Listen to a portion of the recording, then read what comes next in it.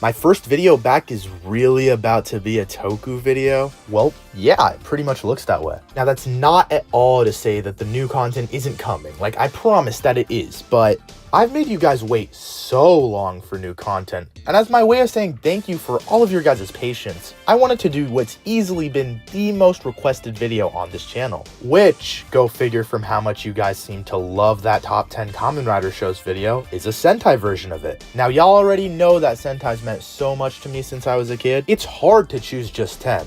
But not that hard. Now before we begin, I just want to get a few thoughts out of the way. I'm gonna try to be more concise and less spoilery about these entries than I was in the last video. It's just something I've grown to regret about it, you know, like I honestly don't think that was that great of a video. I rambled way too much in it. And then similarly to last time, there are quite a few Sentai shows that I have not watched all the way through. I naturally will not be ranking anything that I haven't experienced in full, so keep in mind that this list is subject to change, and if your favorite Sentai isn't on here, hey, it might just be a matter of me not having properly watched it yet. Or it might just be fucking terrible and you're wrong about it, and I have watched it all the way through, and it fucking sucked. But we'll save that for the comments, guys. Without any further ado, here are my top 10 Super Sentai shows.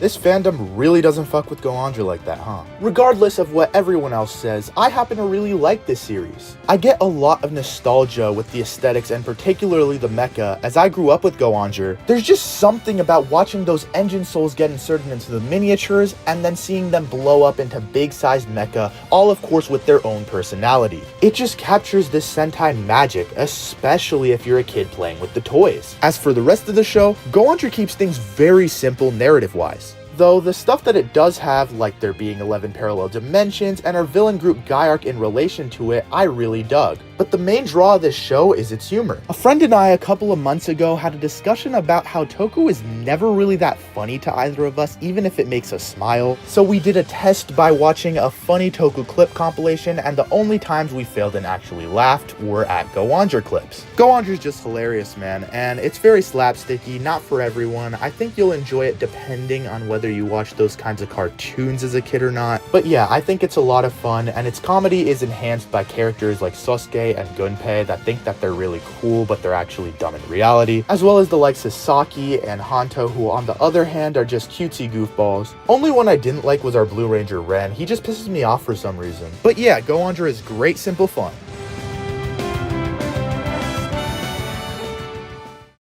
It's morphin' time!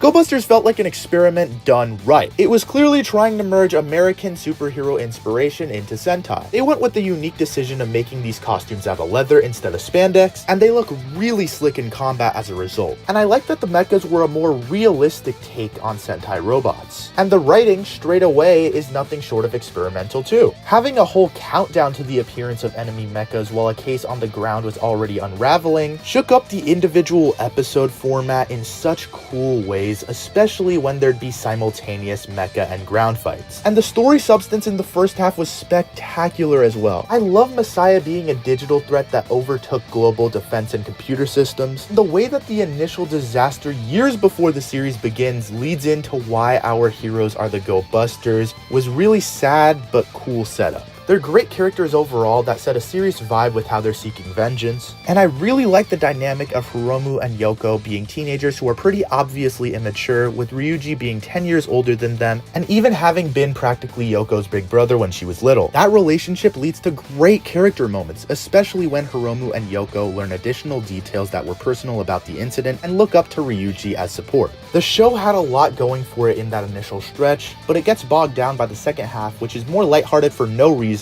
but it secures a spot on this list by coming back with a really intriguing endgame revolving around the 10 out of 10 villain known as Enter. Nonetheless, Go-Busters is a great Sentai to check out if you want something different that's also not too out there.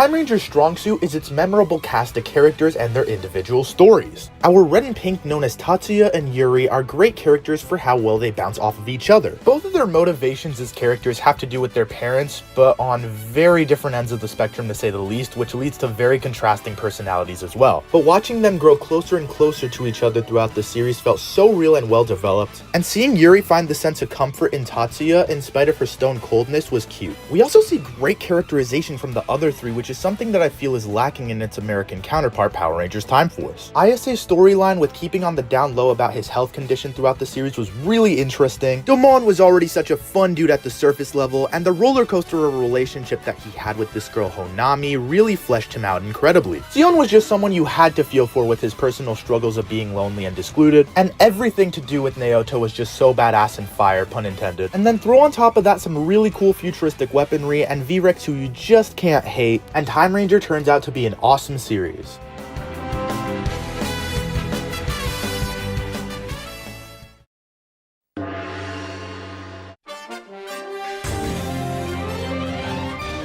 The fight choreography of Gekiranger is absolutely dope. It's fluid, it's raw, and watching the contrast between the Juken techniques and Geki-Juken and Rin-Juken was super cool. So the martial arts motif is already paying off, and that further bleeds into the story. It feels almost shonen anime-esque with how the plot progression is super consistent, everything gets really cool, dedicated backstory. We get a really underrated Red in John, whose growth from this babyish jungle boy at the beginning of the series to a badass by the end feels so powerful. And then of course there's Ryo and Melee, who are awesome villains and have a storyline that's probably the best part of the entire series. The way their growth coincides with the growth of our heroes was just really cool to see, and both the heroes and villains upgrade forms to reflect that growth are some of the coolest suits in the franchise. If you want a Sentai with a strong emphasis on power and training, Gekiranger is the show for you.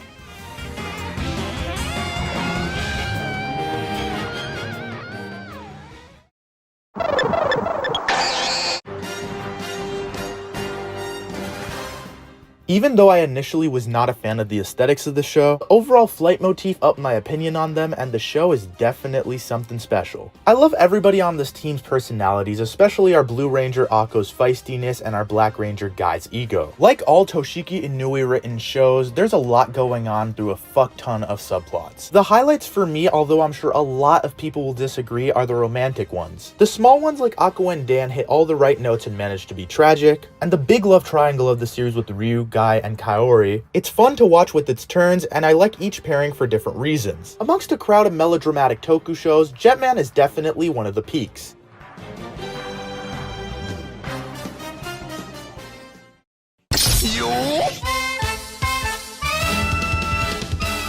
Donbrothers is the most recent big fan favorite of the Sentai community, and I reflect the sentiments of most. Like, I love this show. This show prides itself on being weird. Aesthetically, there are pros and cons to that. The alters are such a sick concept, and Don Momotaro is such a fun Red to watch in action, being head over heels above the rest. But while our Black Ranger being small and our Pink Ranger being slender were cool concepts on paper, seeing them with the bad CGI in action really takes away from things. And then Danoni Taijin is not exactly my favorite mecha. Within the show, our cast is just as weird, but in a good way. Taro was a really interesting Red, being perfect at basically every skill you can think of, but also lacking social awareness on top of that. And it's all of the little things like how he handles the hostage situation in the early episodes that make you really admire him, and then the things like his best friend as a kid being a fucking insect that make you feel bad for him alternatively. Haruka has a fun kind of arrogance to her, and her moments where she just does not want to be there are super relatable. The way that you go from seeing Kijino as super pure-hearted at the beginning of this series to realizing he's psychotic the more and more we see of him, so much to the point that he becomes a monster over and over, it's just super intriguing. Tsubasa was an endearing dude right off the bat with him supposedly being a criminal. It was nice to gradually learn more about his relationship with Natsumi and then see that segue into him going on a quest to try to save her. And the show has a lot of really cool subplots like Taro and Sanoi's rivalry and Jiro's split personalities, and with how much cool stuff there is going on in this show, it has top 3 potential, but misses the mark because of an array of flaws. Our blue Saruhara does nothing. Our evil ranger Don Murasame was kinda just there. Tsubasa became a dog just because, and the middle of the show at times actually kinda dragged. Listen, I'm friends with the whole squad of these Don Bros haters, and I mostly don't agree with them, but the areas where I do agree with them, it's bad. I'll give it to them. It's basically what caused Kiva to drop a few ranks for me. But on the whole, Donbrothers is amazing in my books.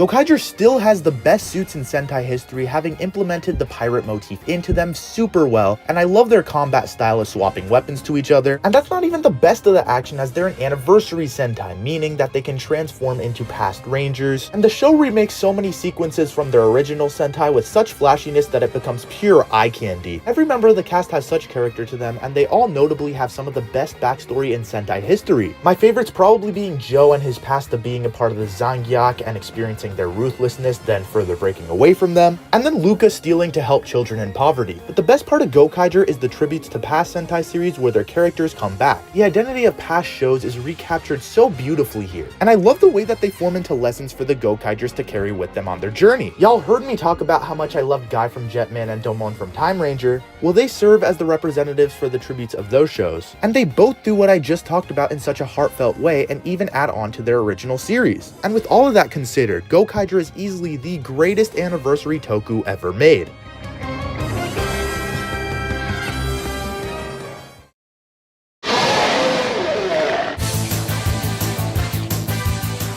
Abaranger might be the most overlooked Sentai series ever. Of all the dinosaur Sentai we've gotten, the motif was best handled here. The dinosaurs as mechas strike that nice balance of looking slick and being gimmicky. This show additionally has both silly moments that are really fun and serious moments that are really deep.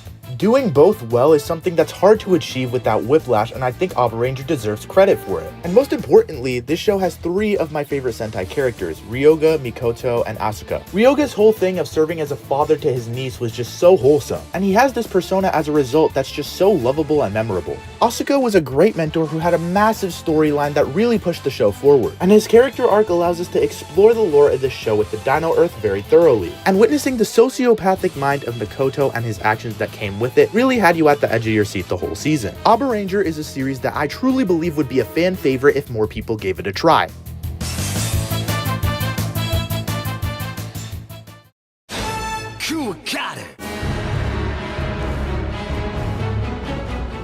King-Ohger was the first completely serialized Sentai show and managed to have the best story in pretty much all of Toku. It takes place in a completely separate world and was filmed mostly in green screen, which bothered a lot of fans. Not me, I love the backgrounds for each of the show's 5 kingdoms, and even if the overlay looks a little bit dodgy at times, it's adequate enough to keep me immersed. The cast all being kings of lands with completely different identities made them all so inspiring in very different ways. Yanma being my favorite with his whole thing of building Enkasopa from the ground up, and they went all out on that masterful storyline. Again, I'm trying not to spoil too much, but it has so many high notes with things like Racules and questions about power, and things like the Bugnarok and questions about discrimination, and it climaxes so amazingly with an Avengers Endgame-esque conclusion. I also love the shiny armored look of the suits and the mecha, which feels inspired by early toy combiner mecha anime. In all, some may not have liked it, but I don't care. King-Ohger is truly what you call a modern classic.